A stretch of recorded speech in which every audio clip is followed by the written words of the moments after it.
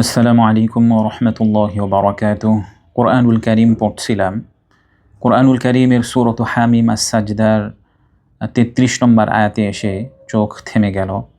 এই আয়াতে আল্লাহ তাআলা বলেছেন, ওমান আহসানু কওলাম মিম্মান দাআ ইলাল্লাহ ওয়া আমিলা সালিহান ওয়া ক্বালা ইন্নানি মিনাল মুসলিমিন। আল্লাহ তাআলা যেন সরাসরি প্রশ্ন করছেন, কার কথা সবচেয়ে সুন্দর?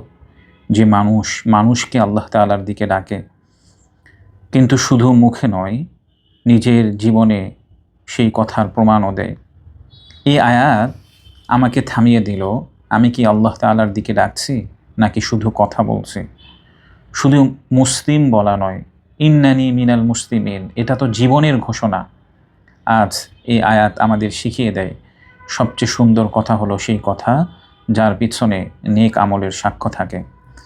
আল্লাহ তাআলা আমাদের কথাকে সত্য করুন, আমাদের আমলকে জীবন্ত করুন। আমিন।